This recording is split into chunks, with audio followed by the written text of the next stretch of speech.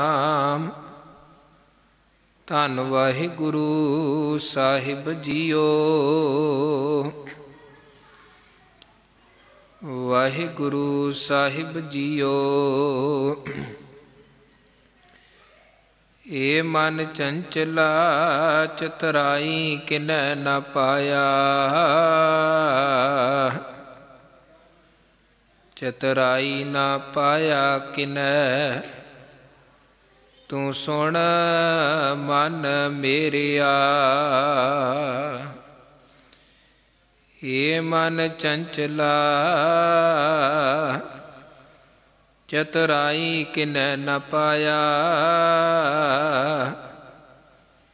ਚਤੁਰਾਈ ਨਾ ਪਾਇਆ ਕਿਨੈ, ਤੂੰ ਸੁਣ ਮਨ ਮੇਰਿਆ। ਏ ਮਾਇਆ ਮੋਹਣੀ ਜਿਨ ਏਤ ਭਰਮ ਭੁਲਾਇਆ। ਮਾਇਆ ਤਾਂ ਮੋਹਣੀ ਤਿਨੈ ਕੀਤੀ, ਜਿਨ ਠਗੌਲੀ ਪਾਈਆ। ਕੁਰਬਾਨ ਕੀਤਾ ਤਿਸੈ ਵਿਟੋਂ, ਜਿਨ ਮੋਹ ਮੀਠਾ ਲਾਇਆ। ਕਹਿ ਨਾਨਕ ਮਨ ਚੰਚਲ ਚਤੁਰਾਈ ਕਿਨੈ ਨ ਪਾਇਆ। ਕੁਰਬਾਨ ਕੀਤਾ ਤਿਸੈ ਵਿਟੋਂ, ਜਿਨ ਮੋਹ ਮੀਠਾ ਲਾਇਆ। ਕਹਿ ਨਾਨਕ ਮਨ ਚੰਚਲ ਚਤੁਰਾਈ ਕਿਨੈ ਨ ਪਾਇਆ।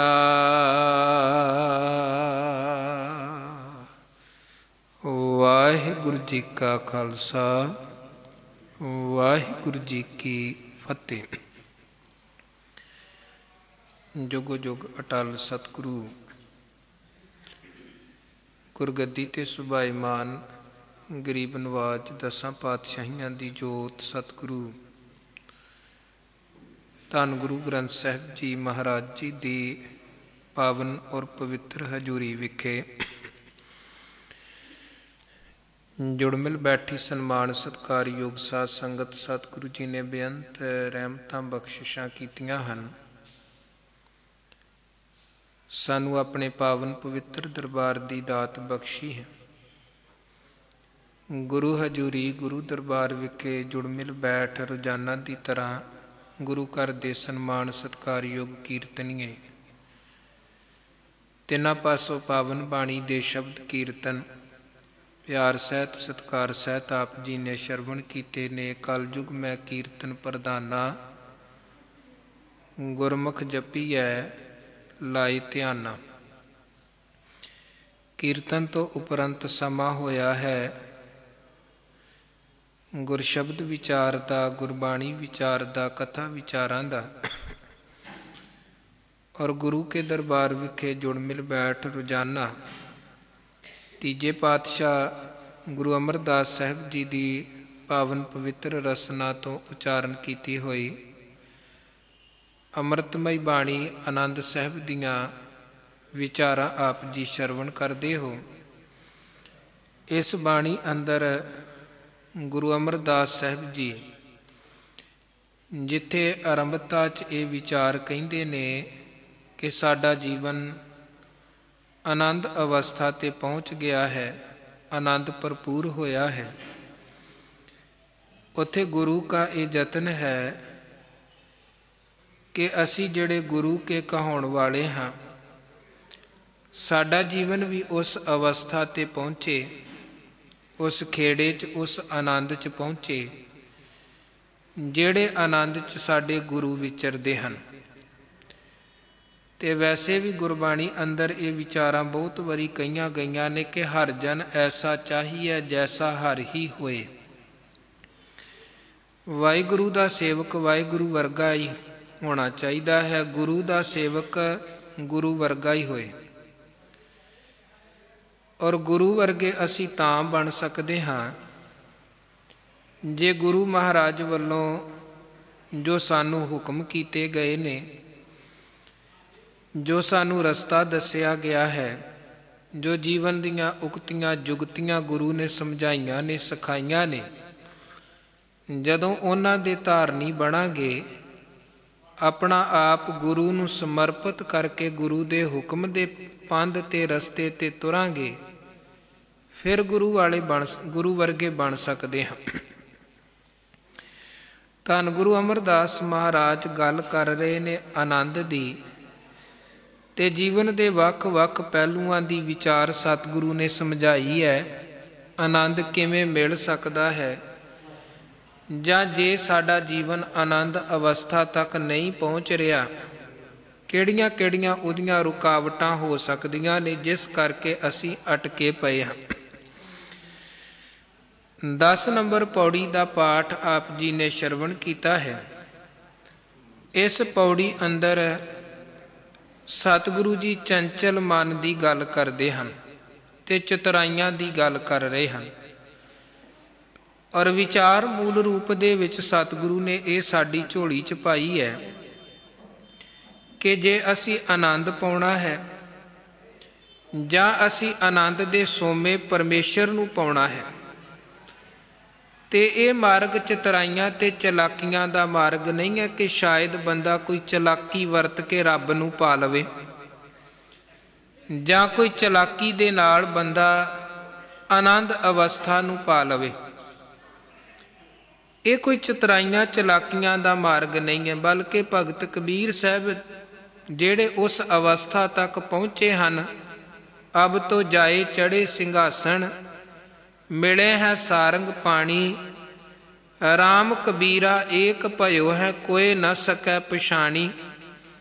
ਉਹ ਕਬੀਰ ਸਾਹਿਬ ਨੇ ਆਪਣੀ ਜ਼ਿੰਦਗੀ ਦੇ ਅਨੁਭਵ ਦੀਆਂ ਬਹੁਤ ਵਿਚਾਰਾਂ ਸਾਡੀ ਝੋਲੀ 'ਚ ਪਾਈਆਂ ਨੇ। ਕਬੀਰ ਸਾਹਿਬ ਜੀ ਦਾ ਬੜਾ ਪਿਆਰਾ ਬਚਨ ਹੈ, ਉਹ ਕਹਿੰਦੇ ਚਤੁਰਾਈ ਨਾ ਚਤਰ ਭੁਜ ਪਾਈਐ। ਇਹ ਜਿਹੜਾ ਰਸਤਾ ਹੈ ਚਤੁਰਾਈਆਂ ਦਾ ਰਸਤਾ ਨਹੀਂ। ਆਮ ਤੌਰ ਤੇ ਵੇਖੋ ਇਹ 2-3 ਤਰੀਕੇ ਹੁੰਦੇ ਹਨ ਕਿਸੇ ਚੀਜ਼ ਨੂੰ ਹਾਸਲ ਕਰਨ ਦੇ। ਇੱਕ ਤੇ ਹੋ ਸਕਦਾ ਹੈ ਬੰਦਾ ਤਨ ਦੇ ਜ਼ੋਰ ਦੇ ਨਾਲ ਕੋਈ ਚੀਜ਼ ਹਾਸਲ ਕਰੇ, ਜਾਂ ਮਨ ਦੀਆਂ ਚਲਾਕੀਆਂ ਵਰਤ ਕੇ ਕੋਈ ਚੀਜ਼ ਹਾਸਲ ਕਰਨ ਦੀ ਕੋਸ਼ਿਸ਼ ਕਰੇ, ਜਾਂ ਫਿਰ ਸਿਆਣਪ ਤੇ ਸੂਝ ਬੂਝਤਾ ਦੇ ਨਾਲ। ਚਤੁਰਾਈ ਦਾ ਮਾਰਗ ਵੱਖਰਾ ਹੈ, ਸਿਆਣਪ ਦਾ ਭੋਲੇ ਭਾਵ ਦਾ ਮਾਰਗ ਵੱਖਰਾ ਹੈ। ਹੁਣ ਮਾਲਕ ਨੂੰ ਪਾਉਣ ਦੀ ਜਾਂ ਆਨੰਦ ਨੂੰ ਪਾਉਣ ਦੀ ਜਿਹੜੀ ਗੱਲ ਹੈ, ਪਿਛਲੀਆਂ ਪੌੜੀਆਂ 'ਚ ਵੀ ਸਤਿਗੁਰੂ ਸੱਚੇ ਪਾਤਸ਼ਾਹ ਜੀ ਨੇ ਇਹ ਵਿਚਾਰ ਸਾਨੂੰ ਸਮਝਾਈ ਹੈ ਕਿ ਬਾਬਾ ਜਿਸ ਤੂੰ ਦੇ ਸੋਈ ਜਨ ਪਾਵੇ, ਪਾਵੇ ਤਾਂ ਸੋ ਜਨ ਦੇ ਜਿਸ ਨੂੰ ਹੋਰ ਕਿਆ ਕਰੇ ਵਿਚਾਰਿਆ।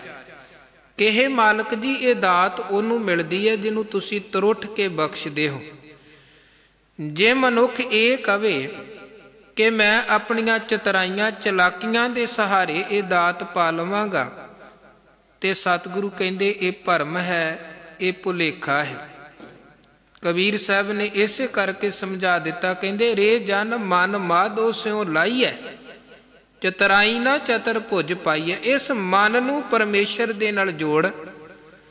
ਜਦੋਂ ਤੂੰ ਮਨ ਨੂੰ ਜੋੜੇਗਾ ਪਰਮੇਸ਼ਰ ਦੇ ਨਾਲ, ਤੇ ਪਰਮੇਸ਼ਰ ਵੀ ਮਿਲੇਗਾ, ਤੇ ਜਦੋਂ ਪਰਮੇਸ਼ਰ ਹੀ ਮਿਲ ਗਿਆ ਤੇ ਫਿਰ ਤੇ ਆਨੰਦ ਆਪਣੇ ਆਪ ਹੀ ਮਿਲ ਗਿਆ।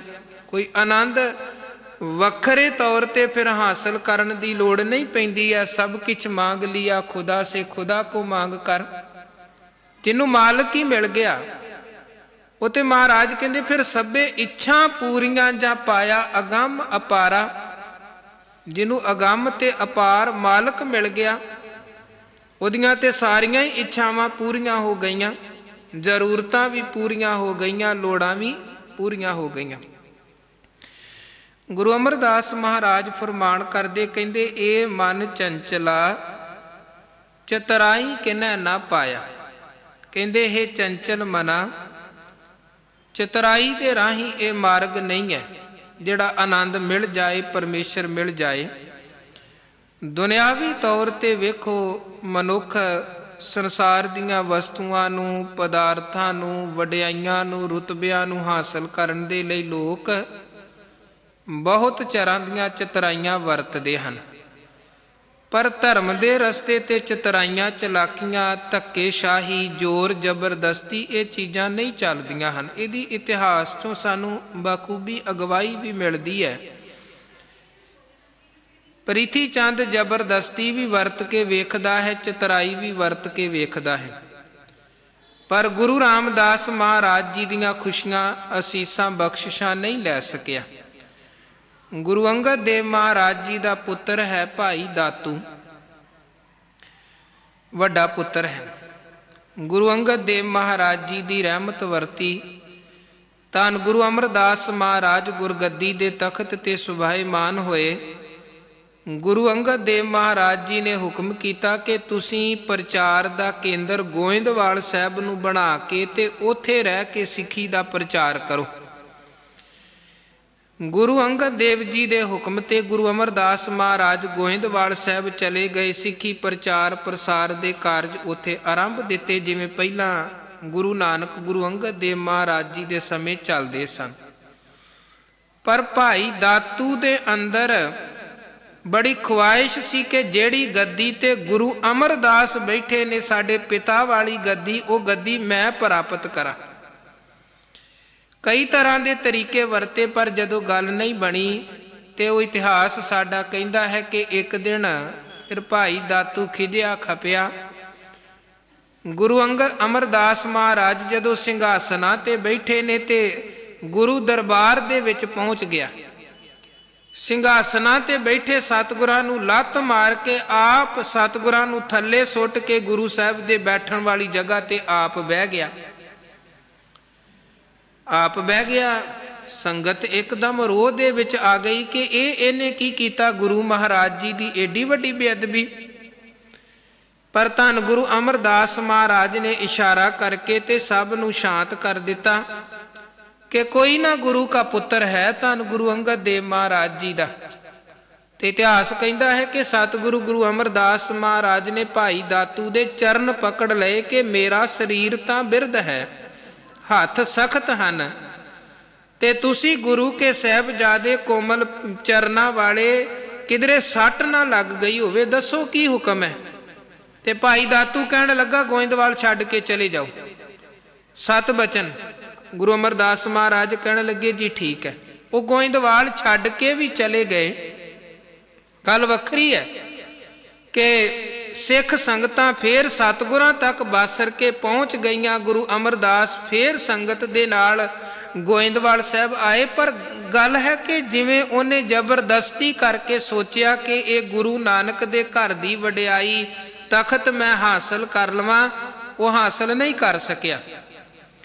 जदों गुरु अमरदास चले गए रात, अगले दिन भाई दातू सवेरे सवेरे आके दरबार दे विच तखत ते बह गया गुरु साहब वाली थां ते।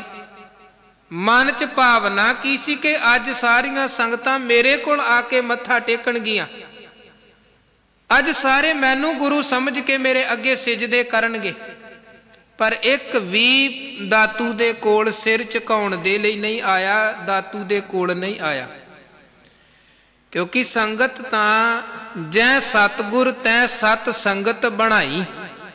संगत तां वेखो उथे है जिथे गुरु है, ते जे कोई सतगुरु दी रीस करदा है ते गुरु संगत फिर उहनूं एक्सैप्ट नहीं करदी या कबूल नहीं करदी है। सो कहण दा भाव कि ये जिहड़ी खेड है जबरदस्ती दी खेड नहीं है, चतराई चलाकी दी खेड नहीं है। फिर अगे होर इतिहास च कई घटनावां आउंदियां ने, जदों कईयां ने चलाकियां वरत के सोचिया। धन गुरु हरकृष्ण साहब जी ने बासर दिल्ली दी धरती ते शरीर चोला छड्डदियां बचन कह दिते कि बाबा बसे जे ग्राम बकाले, बनगुर संगत सगल संभाले। कि हुण जिहड़ा गुरु है जिन्हें संगत दी अगवाई करनी है वो बकाले दी धरती ते है। ते हुण इधर बकाले विखे किन्ने ही मंजीदार डंबी पखंडी अपनियां अपनियां गद्दियां लगा के बह गए। बड़ियां चतराइयां चलाकियां उन्होंने कीतियां। इन बिन जिवें गुरु का दरबार हुंदा है ना, ਇਸੇ ਤਰ੍ਹਾਂ ਦੀ ਰੀਸ ਬਲਕਿ ਇਦੋਂ ਵੀ ਕਈ ਚੀਜ਼ਾਂ ਵਧਾ ਚੜਾ ਕੇ ਕੀਤੀਆਂ ਕਿ ਜਿਹੜਾ ਆਵੇ ਉਹਨੂੰ ਫੀਲਿੰਗ ਇਦਾਂ ਦੀ ਮਹਿਸੂਸ ਹੋਵੇ ਕਿ ਮੈਂ ਗੁਰੂ ਕੇ ਦਰਬਾਰ 'ਚ ਹਾਂ, ਮੈਂ ਗੁਰੂ ਕੀ ਸੰਗਤ ਦੇ ਵਿੱਚ ਗੁਰੂ ਕੋਲ ਪਹੁੰਚਿਆ। ਪਰ ਹੁਣ ਵੇਖੋ ਬਾਹਰੀ ਤੌਰ ਤੇ ਸਾਰਾ ਕੁਝ ਹੈ ਪਰ ਗੁਰੂ ਨਹੀਂ ਹੈ, ਗੁਰੂ ਨਹੀਂ ਹੈ। ਹੁਣ ਇੱਥੇ ਵੀ ਆਪਾਂ ਵੇਖੋ ਸਤਿਗੁਰੂ ਸੱਚੇ ਪਾਤਸ਼ਾਹ ਜੀ ਪ੍ਰਕਾਸ਼ਮਾਨ ਹੁੰਦੇ ਹਨ, ਆਪਾਂ ਆਉਂਦੇ ਹਾਂ, ਨਮਸਕਾਰ ਕਰਦੇ ਹਾਂ, ਗੁਰੂ ਕੇ ਚਰਨਾਂ 'ਚ ਸਿਜਦਾ ਕਰਦੇ ਹਾਂ। ਤੇ ਜਦੋਂ ਸਤਿਗੁਰੂ ਸੱਚੇ ਪਾਤਸ਼ਾਹ ਜੀ ਦਾ ਰਾਤੀ ਸੁਖਾਸਨ ਹੋ ਜਾਂਦਾ, ਮਹਾਰਾਜ ਆਪਣੇ ਨਿਜ ਅਸਥਾਨਾਂ ਤੇ ਸੁਖਾਸਨ ਅਸਥਾਨਾਂ ਤੇ ਸੁਭਾਈਮਾਨ ਹੁੰਦੇ ਹਨ। ਤੇ ਕਈ ਵਾਰ ਆਪਾਂ ਜੇ ਉਦੋਂ ਬਾਅਦ ਆਈਏ ਤੇ ਫਿਰ ਕੋਈ ਸਾਨੂੰ ਉਹ ਜਿਵੇਂ ਅਸੀਂ ਗੁਰੂ ਕੋਲ ਆਉਂਦੇ ਹੱਥ ਜੋੜਦੇ ਮੱਥਾ ਟੇਕਦੇ ਹਾਂ ਉਹ ਚੀਜ਼ ਨਹੀਂ ਹੁੰਦੀ ਹੈ। ਬੇਸ਼ੱਕ ਸ਼ਸਤਰ ਉਸੇ ਤਰ੍ਹਾਂ ਸੱਜੇ ਹੁੰਦੇ ਨੇ, ਰੁਮਾਲਾ ਸਾਹਿਬ ਉਸੇ ਤਰ੍ਹਾਂ ਹੁੰਦਾ ਹੈ, ਪੀੜਾ ਉਸੇ ਤਰ੍ਹਾਂ ਹੁੰਦਾ ਹੈ, ਪਰ ਜਿਹੜਾ ਇੱਕ ਗੁਰੂ ਵਾਲਾ ਅਹਿਸਾਸ ਹੈ, ਗੁਰੂ ਵਿੱਚ ਹਾਜ਼ਰ ਹੋਣ ਦਾ ਜਿਹੜਾ ਅਹਿਸਾਸ ਹੈ ਨਾ ਮਨ ਨੂੰ, ਉਹ ਫਿਰ ਗੁਰੂ ਤੋਂ ਬਿਨਾਂ ਪੀੜਾ ਖਾਲੀ ਮਹਿਸੂਸ ਹੁੰਦਾ ਹੈ, ਗੁਰੂ ਤੋਂ ਬਿਨਾਂ ਦਰਬਾਰ ਖਾਲੀ ਮਹਿਸੂਸ ਹੁੰਦਾ ਹੈ, ਗੁਰੂ ਤੋਂ ਬਿਨਾਂ ਉਹ ਰੌਣਕ ਲੱਗਦੀ ਨਹੀਂ ਹੈ। ਭਾਵੇਂ ਬਾਕੀ ਸਾਰੀਆਂ ਚੀਜ਼ਾਂ ਇੱਥੇ ਇਨ ਬਿਨ ਉਸੇ ਤਰ੍ਹਾਂ ਹੁੰਦੀਆਂ ਨੇ, ਪਰ ਜਿੰਨੇ ਹੋਣਾ ਹੈ ਉਹ ਨਹੀਂ ਹੁੰਦਾ ਹੈ। ਇਹਨਾਂ ਲੋਕਾਂ ਨੇ ਬਾਕੀ ਸਾਰਾ ਕੁਝ ਉਸੇ ਤਰ੍ਹਾਂ ਇਨ ਬਿਨ ਆਪਣੀ ਆਪਣੀ ਜਿੰਨੇ ਡੇਰੇ ਲਗਾਏ ਸਨ ਉੱਥੇ ਹਰ ਚੀਜ਼ ਰੱਖੀ ਕਿ ਜਿਹੜਾ ਆਵੇ ਉਹਨੂੰ ਇੱਦਾਂ ਮਹਿਸੂਸ ਹੋਵੇ ਕਿ ਮੈਂ ਗੁਰੂ ਕੇ ਦਰਬਾਰ ਦੇ ਵਿੱਚ ਪਹੁੰਚਿਆ ਹਾਂ। ਬਾਕੀ ਸਾਰਾ ਕੁਝ ਪਰ ਗੁਰੂ ਨਹੀਂ। ਤੇ ਗੁਰੂ ਤੋਂ ਬਿਨਾਂ ਸੰਗਤ ਆਉਂਦੀ ਤੇ ਹੈ ਪਰ ਸਾਰਾ ਕੁਝ ਖਾਲੀ ਖਾਲੀ ਲੱਗਦਾ ਹੈ, ਉਹ ਰਸ ਉਹ ਆਨੰਦ ਨਹੀਂ ਹੈ। ਬੜੀਆਂ ਚਤਰਾਈਆਂ ਚਲਾਕੀਆਂ ਇਹਨਾਂ ਲੋਕਾਂ ਨੇ ਵਰਤ ਕੇ ਵੇਖੀਆਂ, ਆਪ ਖੁਦ ਗੁਰੂ ਵਰਗਾ ਭੇਖ ਧਾਰਨ ਕਰਕੇ ਤੇ ਸੰਗਤ ਨੂੰ ਭਰਮਾਉਣ ਦੀ ਕੋਸ਼ਿਸ਼ ਕੀਤੀ ਪਰ ਗੱਲ ਨਹੀਂ ਬਣ ਸਕੀ। ਇਸੇ ਨੂੰ ਸਤਿਗੁਰੂ ਸੱਚੇ ਪਾਤਸ਼ਾਹ ਜੀ ਨੇ ਬਾਣੀ 'ਚ ਵੀ ਕਿਹਾ ਹੈ ਕਿ ਸਤਿਗੁਰ ਕੀ ਬਾਣੀ ਸਤ ਸਰੂਪ ਹੈ, ਗੁਰਬਾਣੀ ਬਣੀ ਹੈ। ਸਿੱਖ ਦੇ ਜੀਵਨ ਦੀ ਮੰਜ਼ਿਲ ਹੈ ਗੁਰਬਾਣੀ। ਅੱਗੇ ਮਹਾਰਾਜ ਕਹਿੰਦੇ ਸਤਿਗੁਰ ਕੀ ਰੀਸੈ ਹੋਰ ਕੱਚ ਪਿੱਚ ਬੋਲਦੇ ਸੇ ਕੁੜਿਆਰ ਕੂੜੀ ਝੜ ਪੜੀ ਹੈ। ਬੜੇ ਕੱਚੇ ਪੀਲੇ ਵੇਖੋ ਉਦੋਂ ਵੀ ਉੱਠਦੇ ਰਹੇ, ਅੱਜ ਵੀ ਆਪਣੇ ਆਪ ਨੂੰ ਗੁਰੂ ਹੋਣ ਦਾ ਬੜੇ ਡੰਬੀ ਪਖੰਡੀ ਦਾਅਵਾ ਕਰਦੇ ਹਨ। ਪਰ ਮਹਾਰਾਜ ਕਹਿੰਦੇ ਅਸਲੀਅਤ ਕੀ ਹੈ? ਸਤਿਗੁਰ ਕੀ ਰੀਸੈ ਹੋਰ ਕੱਚ ਪਿੱਚ ਬੋਲਦੇ ਸੇ ਕੁੜਿਆਰ ਕੂੜੀ ਝੜ ਪੜੀ ਹੈ। ਕੂੜੇ ਨੇ ਤੇ ਕੂੜ ਦੀ ਹਕੀਕਤ ਕੀ ਹੈ? 4 ਦਿਨਾਂ ਦੀ ਖੇਡ ਹੈ। ਕੂੜ ਨਿਖੁੱਟੈ ਨਾਨਕਾ ਓੜਕ ਸੱਚ ਰਹੀ। ਅਖੀਰ ਸੱਚ ਹੀ ਰਹਿੰਦਾ ਹੈ, ਕੂੜ ਮੁੱਕ ਜਾਂਦਾ ਹੈ। ਇਸ ਕਰਕੇ ਧੰਨ ਗੁਰੂ ਅਮਰਦਾਸ ਸਾਹਿਬ ਕਹਿੰਦੇ ਓਏ ਚੰਚਲ ਮਨਾ, ਚਤਰਾਈਆਂ ਦਾ ਰਸਤਾ ਨਹੀਂ ਹੈ ਇਹ, ਨਾ ਜ਼ੋਰ ਜ਼ਬਰਦਸਤੀ ਦਾ ਰਸਤਾ ਹੈ, ਇਹ ਭੋਲੇ ਭਾਵ ਦਾ ਰਸਤਾ ਹੈ। ਦੁਨਿਆਵੀ ਤੌਰ ਤੇ ਮਹਾਰਾਜ ਕਹਿੰਦੇ ਬੰਦਾ ਚਤਰਾਈ ਚਲਾਕੀ ਵਰਤਦਾ ਹੈ। ਇੱਕ ਜਗ੍ਹਾ ਪਾਤਸ਼ਾਹ ਜੀ ਦਾ ਬਚਨ ਹੈ, ਕਹਿੰਦੇ ਨਿਤ ਨਿਹਫਲ ਕਰਮ ਕਮਾਵੈ ਬਫਾਵੈ ਦੁਰਮਤੀਆ। ਇਹ ਭੈੜੀ ਮੱਤ ਵਾਲਾ ਜਿਹੜਾ ਇਨਸਾਨ ਹੈ ਨਾ, ਜਿਹਨੂੰ ਆਪਣੇ ਮਨ ਦੀਆਂ ਚਲਾਕੀਆਂ ਤੇ ਬੜਾ ਅਭਿਮਾਨ ਹੈ, ਗਰੂਰ ਹੈ ਕਿ ਮੈਂ ਬੜਾ ਚਲਾਕ ਹਾਂ, ਮੈਂ ਬੜਾ ਸਿਆਣਾ, ਬਾਕੀ ਸ਼ਾਇਦ ਸਾਰੇ ਕਮਲੇ ਤੇ ਮੈਂ ਹੀ ਬਹੁਤਾ ਚਲਾਕ। ਮਹਾਰਾਜ ਕਹਿੰਦੇ ਉਹ ਬੰਦਾ ਕਰਦਾ ਕੀ ਹੈ? ਨਿਤ ਨਿਹਫਲ ਕਰਮ ਕਮਾਵੈ ਬਫਾਵੈ ਦੁਰਮਤੀਆ। ਜਬ ਜਾਣੈ ਵਲਵੰਚ ਕਰ ਝੂਠ ਤਬ ਜਾਣੈ ਜਗ ਜਿੱਤੀਆ। ਉਹ ਕਹਿੰਦੇ ਇਹ ਜਿਹੜਾ ਕਪਟੀ ਮਨੁੱਖ ਹੈ, ਠੱਗ ਮਨੁੱਖ ਹੈ, ਕੁੜਿਆਰ ਮਨੁੱਖ ਹੈ, ਬੁਰਾ ਮਨੁੱਖ ਹੈ, ਇਹ ਬੜੀ ਚਲਾਕੀ ਵਰਤਦਾ ਹੈ, ਠੱਗੀ ਮਾਰਦਾ, ਬੇਈਮਾਨੀ ਕਰਦਾ, ਹੇਰਾ ਫੇਰੀ ਕਰਦਾ ਹੈ, ਆਪਣੇ ਵੱਲੋਂ ਇੱਕ ਪਰਦਾ ਰੱਖ ਕੇ ਸਾਰਾ ਕੁਝ ਕਰਦਾ ਹੈ। ਤੇ ਜਦੋਂ ਇੱਦਾਂ ਫਿਰ ਉਹ ਕੋਈ ਨਾ ਕੋਈ ਗਲਤ ਕੰਮ ਕਰ ਲੈਂਦਾ ਹੈ ਤੇ ਬਾਹਰ ਉਹਦੇ ਗਲਤ ਕੰਮ ਦਾ ਕਿਸੇ ਨੂੰ ਪਤਾ ਨਹੀਂ ਲੱਗਦਾ ਹੈ। ਕੰਮ ਗਲਤ ਕੀਤਾ ਹੈ ਪਰ ਬਾਹਰ ਕਿਸੇ ਨੂੰ ਭਿਣਕ ਨਹੀਂ ਲੱਗਣ ਦਿੱਤੀ। ਚੋਰੀ ਕੀਤੀ, ਠੱਗੀ ਮਾਰੀ, ਹੇਰਾ ਫੇਰੀ, ਕੋਈ ਵੀ ABC ਮਾੜਾ ਕੰਮ ਕੀਤਾ, ਬਾਹਰ ਨਹੀਂ ਕਿਸੇ ਨੂੰ ਪਤਾ ਲੱਗਣ ਦਿੱਤਾ। ਲੋਕ ਸੋਚਦੇ ਨੇ ਭਲਾਈ ਹੈ ਜੀ, ਚੰਗਾ ਹੀ ਹੈ, ਪਹਿਲਾਂ ਦੀ ਤਰ੍ਹਾਂ ਉਹਨੂੰ ਸਲਾਈ ਜਾਂਦੇ ਨੇ, ਹਾਲਾਂਕਿ ਉਹ ਅੰਦਰੋਂ ਅੰਦਰੀ ਗਲਤ ਕੰਮ ਕਰ ਰਿਹਾ ਹੈ। ਤੇ ਮਹਾਰਾਜ ਕਹਿੰਦੇ ਇਹ ਬੰਦਾ ਆਪਣੇ ਆਪ ਦੇ ਵਿੱਚ ਕੀ ਸੋਚਦਾ ਹੈ? ਮਾੜਾ ਕੰਮ ਕਰਕੇ ਤੇ ਸੰਸਾਰ ਤੋਂ ਬੁਰਾਈ ਨੂੰ ਲੁਕਾ ਕੇ ਜਬ ਜਾਣੈ ਬਲਵੰਚ कर झूठ तब जाने जग जितिया। महाराज कहते इदा सोचता जिदा पता नहीं मैं दुनिया ही जित लई है, पता नहीं मैं किड्डा वड्डा मारका मार लिया है। पर महाराज कहते चेते रखी ओ मालक तेरे सारे कर्मां नूं वेंदा है। इत्थे तू पर्दा रख लिया पर धर्म राय जब लेखा मांगे तब कौन पर्दा तेरा ढक है, फिर किन्ने तेरा पर्दा ढकना है। अनक पर्दे मैं कमावै विकार खिन मैं प्रगट होए संसार। गुरु कहते ये पर्दे तेरे बहुती देर तक रहन वाले नहीं हैं, इस करके इदां दा छल कपट छड्ड के उस रस्ते ते तुर जिहड़ा रस्ता परमेश्वर के घर तक ते आनंद तक पहुँचण वाला है। ये मन चंचला चितराई किनै ना पाया, चितराई ना पाया किनै तू सुन मन मेरिया। कहते हे मेरे मना तू बड़े ध्यान दे नाल सुन, ते जिथे सुनना है उथे समझना भी है। इस चीज़ नूं समझ के इस चीज़ नूं हिरदे च चंगी तरह वसाउणा है कि इत्थे चितराइयां चलाकियां गुरु कोल नहीं चलदियां हन। धन गुरु कलगीधर महाराज जी दे समय की एक बड़ी प्यारी इतिहासक घटना है कि नेड़े पिंड तो कोई 5-7 4 सिख आउंदे सन। कदे कदे महीने 15 दिनी कोई 2 महीने आ जाना, 2-3 घंटे सतगुरां दे कोल रहना ते फिर चले जाना। पर जदों आउणा ना उन्होंने सतगुरां नूं कहना महाराज असीं तुहाडे बड़े ही पक्के सिख हाँ, साडे वर्गा पक्का कौन हो सकता है, बड़े पक्के सिख हाँ। ते सतगुरु जानते सन कि ये जेड़े बहुते बाहरों पक्के पक्के दी गल करन वाले ने ना अंदर है कुछ नहीं है। जिवें कबीर साहब दा बचन है ना, कहंदे भांडा खाली होएगा ना वो डोलेगा भी ते वो आवाज़ भी देवेगा, ते जदों भांडा भर जाता है वो फिर डोलदा भी नहीं है ते वो आवाज़ भी नहीं देंदा, उहदे च टिका ते ठहरा आ जाता है। एक है चंचल बिरती, जिहड़ा असीं आम तौर ते वेंदे बहुती चंचल बिरती वाला बंदा होवे वो टिकदा नहीं है, कदे कदम उधर बैठा संगत च भी आवेगा हिली जाएगा, टिका नहीं। ਉਹਦੇ ਬੋਲਾਂ ਦੇ ਵਿੱਚ भी टिका नहीं ਹੁੰਦਾ है, व्यर्थ ਦਾ बोली ਜਾਂਦਾ बाकी भावें चुप रहन पर वो चुप कोई नहीं रहिंदा है। कबीर साहब कहते कहो कबीर छूछा घट बोलै भरिया होए सो कबू ना डोलै। वो कहते घड़ा खाली है ते डोलेगा भी ते बोलेगा भी, ते जे घड़ा भर गया है ते डोलेगा भी नहीं ते बोलेगा भी नहीं। इस तरह जीव की हालत है। जिदे ते अंदर है कुछ वो फिर टिका च गंभीर उहदे अंदर स्थिरता आ जाती है, टिका आ जाता है, सुभाव च सहजता आउंदी है। जिहदी गल बाणी ने वार वार सहज की गल कीती है, टिका की गल कीती है, आत्मक आनंद की गल कीती, वो जीवन च टिका ते ठहरा बनता है। पर जे बंदा खाली है फिर बाहरों बड़े वड्डे वड्डे दावे करेगा ते इदां दे वो दावे करते सन। सतगुरां दे कोल आउणा दावे बड़े दागणे जी, महाराज साडे वर्गा कौन, साडे वर्गा पक्का कौन हो सकता है। धन गुरु कलगीधर महाराज एक दिन जदों ये आए तो इन्हां ने बड़े दावे कीते ना कि असीं बड़े पक्के सिख हाँ।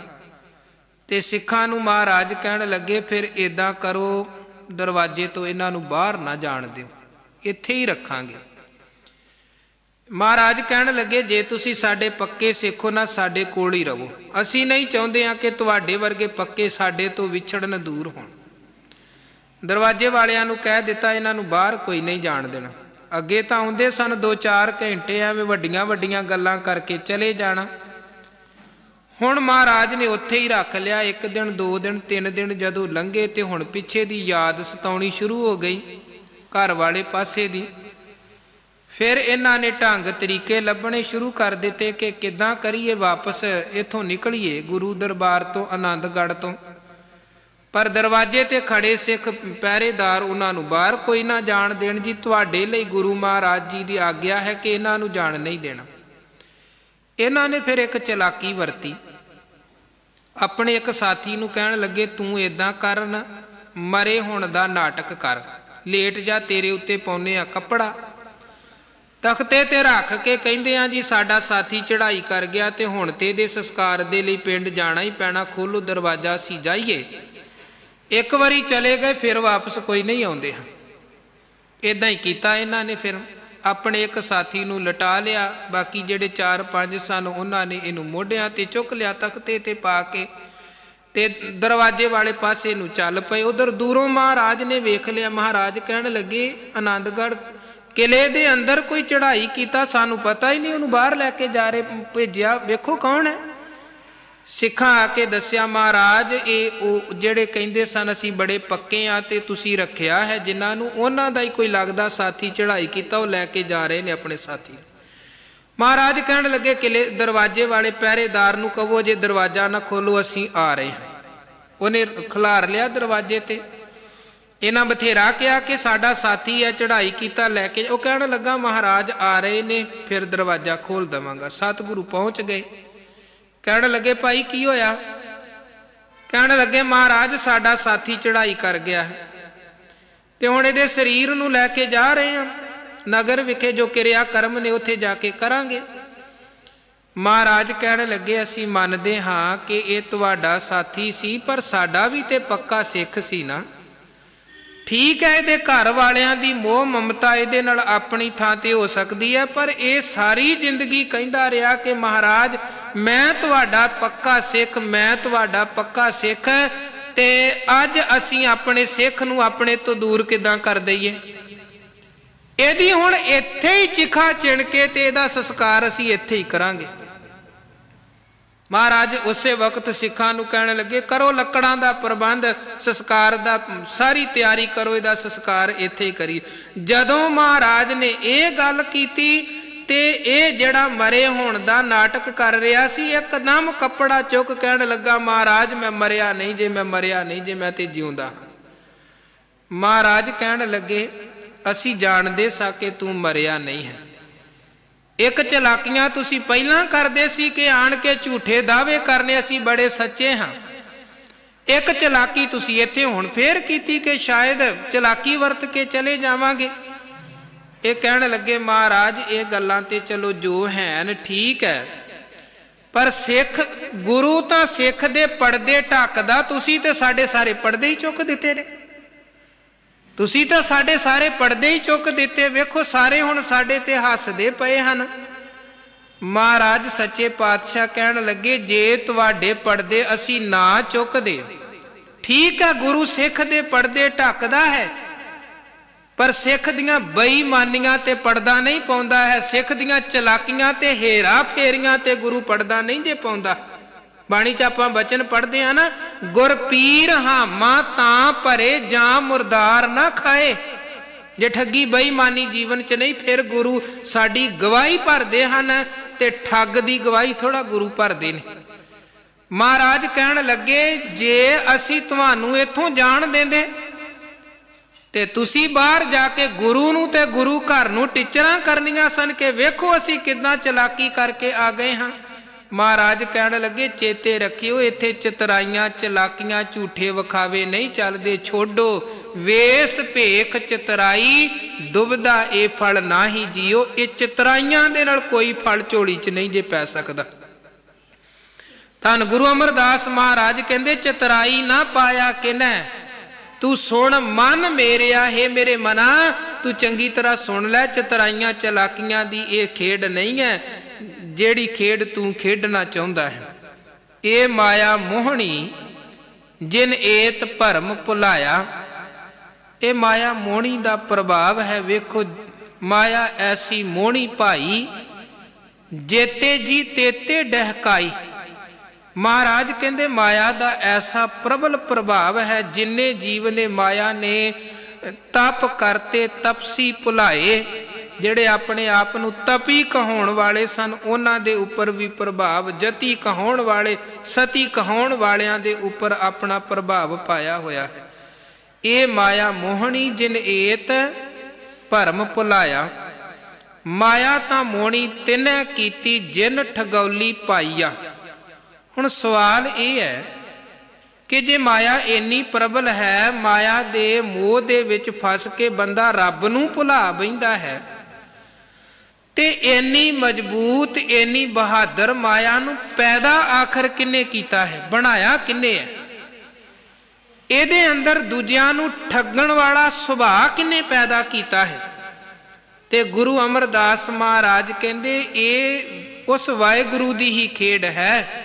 ਮਾਇਆ ਤਾਂ ਮੋਹਣੀ ਤਿਨੈ ਕੀਤੀ ਜਿਨ ਠਗੌਲੀ ਪਾਈਆ। ਉਸੇ ਵਾਹਿਗੁਰੂ ਨੇ ਮਾਇਆ ਨੂੰ ਮੋਹਣੀ ਬਣਾਇਆ ਹੈ, ਉਸੇ ਵਾਹਿਗੁਰੂ ਅਕਾਲ ਪੁਰਖ ਨੇ ਹੀ ਇਹਦਾ ਠੱਗਣ ਵਾਲਾ ਸੁਭਾਅ ਬਣਾਇਆ ਹੈ। ਹਰ ਚੀਜ਼ ਮਾਲਕ ਦੀ ਬਣਾਈ ਹੈ।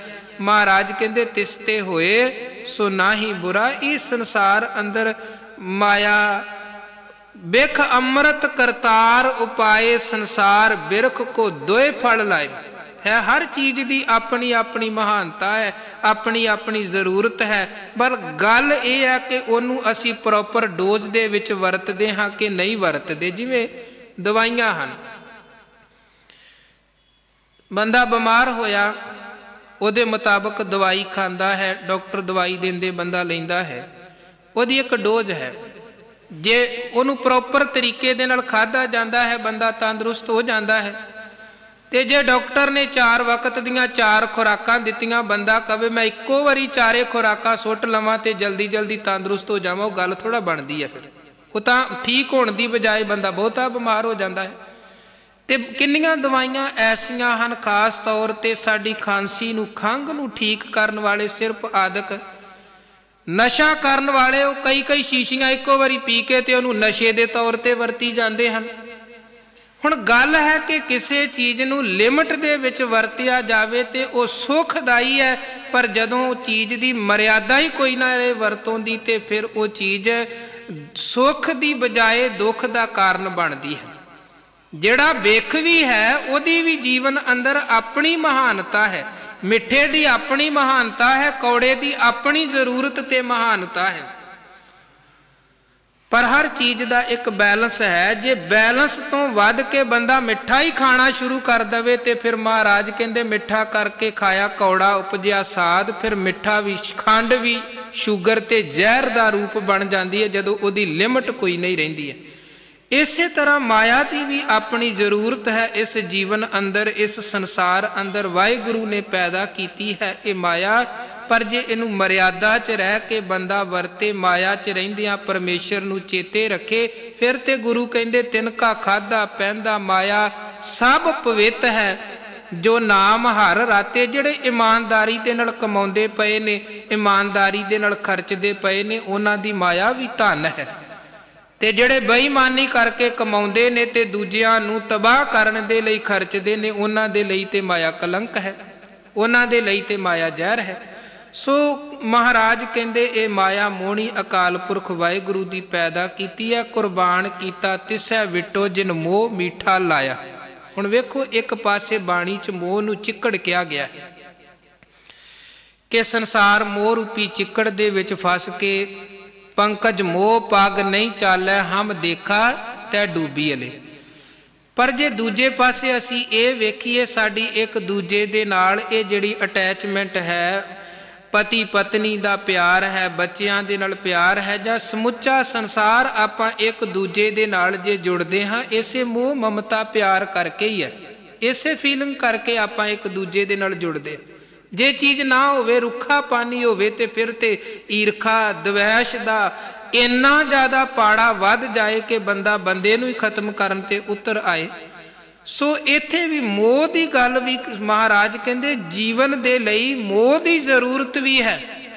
ਇਹ ਮਿੱਠੇ ਮੋਹ ਕਰਕੇ ਹੀ ਤੇ ਆਪਾਂ ਇੱਕ ਦੂਜੇ ਦੇ ਨਾਲ ਜੁੜੇ ਹਾਂ, ਇੱਕ ਦੂਜੇ ਦੇ ਨਾਲ ਸਾਡਾ ਪਿਆਰ ਨੇ ਤੇ ਸਨੇਹ ਬਣਦਾ ਹੈ। ਗੱਲ ਉਦੋਂ ਵਿਗੜਦੀ ਹੈ ਜਦੋਂ ਬੰਦਾ ਮੋਹ ਦੇ ਚਿੱਕੜ ਦੇ ਵਿੱਚ ਇੰਨਾ ਜ਼ਿਆਦਾ ਫਸ ਜਾਂਦਾ ਹੈ, ਕੇਵਲ ਇੱਕ ਛੋਟੇ ਜਿਹੇ ਦਾਇਰੇ 'ਚ ਸੀਮਤ ਹੋ ਕੇ ਦੂਜਿਆਂ ਦੇ ਨਾਲ ਈਰਖਾ ਕਰਦਾ ਜਾਂ ਪਰਮੇਸ਼ਰ ਨੂੰ ਭੁਲਾ ਬੈਂਦਾ ਹੈ। ਇਸ ਕਰਕੇ ਮਹਾਰਾਜ ਕਹਿੰਦੇ ਇੱਕ ਦੂਜੇ ਦੇ ਨਾਲ ਪਿਆਰ ਲਗਾਓ ਚਾਹੀਦਾ ਹੈ, ਈਰਖਾ ਨਹੀਂ। ਕੁਰਬਾਨ ਕੀਤਾ ਤਿਸੈ ਵਿਟੋ ਜਿਨ ਮੋਹ ਮੀਠਾ ਲਾਇਆ। ਪਾਤਸ਼ਾਹ ਕਹਿੰਦੇ ਜਿਹੜੇ ਵਾਹਿਗੁਰੂ ਨੇ ਕਿਰਪਾ ਕਰਕੇ ਮਿੱਠੇ ਮੋਹ ਨੂੰ ਪੈਦਾ ਕੀਤਾ ਹੈ ਉਹਦੇ ਤੋਂ ਅਸੀਂ ਕੁਰਬਾਨ ਜਾਂਦੇ ਹਾਂ। ਕਹੈ ਨਾਨਕ ਮਨ ਚੰਚਲ ਚਤਰਾਈ ਕਿਨੈ ਨਾ ਪਾਇਆ। ਹੇ ਚੰਚਲ ਮਨਾ, चेते रखी, चतराइयां दे नाल रब नहीं पाया जा सकता, आनंद नहीं पाया जा सकता। करते पुरख दी ये रची हुई जिहड़ी कुदरत है, इस कुदरत दे अंदर विचरदियां होया वाहिगुरू वल्लों बनाईयां होईयां दातां दी जीवन दे अंदर वरतों करनी है, पर किसी चीज़ दे मोह दे विच अटकना नहीं है, माया दे विच अटकना नहीं है। ते परमेश्वर नूं पाउण दे लई, आनंद नूं पाउण दे लई चतराइयां चलाकियां वाली खेड नहीं खेडनी है। धर्म दा मार्ग प्रेम दा मार्ग है, साच कहो सुन लेहो सबै, जिन प्रेम कियो तिन ही प्रभ पायो। महाराज कहते सैस सियाणपा लख होए ਤਾਂ ਇੱਕ ਨਾ ਚੱਲੇ ਨਾਲ। ਇਹ ਬਾਹਰ ਦੀਆਂ ਲੱਖਾਂ ਸਿਆਣਪਾਂ ਹਜ਼ਾਰਾਂ ਸਿਆਣਪਾਂ ਵੀ ਹੋਣ ਨਹੀਂ ਚੱਲ ਸਕਦੀਆਂ। ਸੋ ਮਨ ਦੀਆਂ ਹੇਰਾ ਫੇਰੀਆਂ ਠੱਗ ਬਿਰਤੀ ਨੂੰ ਛੱਡ ਕੇ ਤੇ ਜਿਹੜੇ ਰਾਹ ਤੇ ਸਤਿਗੁਰੂ ਸੱਚੇ ਪਾਤਸ਼ਾਹ ਜੀ ਪ੍ਰੇਮ ਦੇ ਭੋਲੇ ਭਾਵ ਦੇ ਰਾਹ ਤੇ ਸਾਨੂੰ ਤੋਰ ਰਹੇ ਨੇ, ਗੁਰੂ ਕਿਰਪਾ ਕਰੇ ਉਸ ਰਸਤੇ ਦੇ ਪਾਂਧੀ ਬਣ ਕੇ ਆਨੰਦ ਅਵਸਥਾ ਦੇ ਸਿਖਰ ਤੱਕ ਪਹੁੰਚੀਏ, ਜੀਵਨ ਸਫਲ ਹੋਵੇ। ਇਹ ਲੋਕ ਸੁਖੀਏ ਪਰਲੋਕ ਸੁਹੇਲੇ, ਨਾਨਕ ਹਰ ਪ੍ਰਭ ਆਪੇ ਮੇਲੇ। ਇੰਨੀਆਂ ਬੇਨਤੀਆਂ ਪ੍ਰਵਾਨ ਕਰਨੀਆਂ, ਭੁੱਲਾਂ ਚੁੱਕਾਂ ਦੀ ਖਿਮਾ ਕਰਨੀ, ਫਤਿਹ ਦੀ ਸਾਂਝ ਪਾਓ ਜੀ। ਵਾਹਿਗੁਰੂ ਜੀ ਕਾ ਖਾਲਸਾ, ਵਾਹਿਗੁਰੂ ਜੀ ਕੀ ਫਤਿਹ।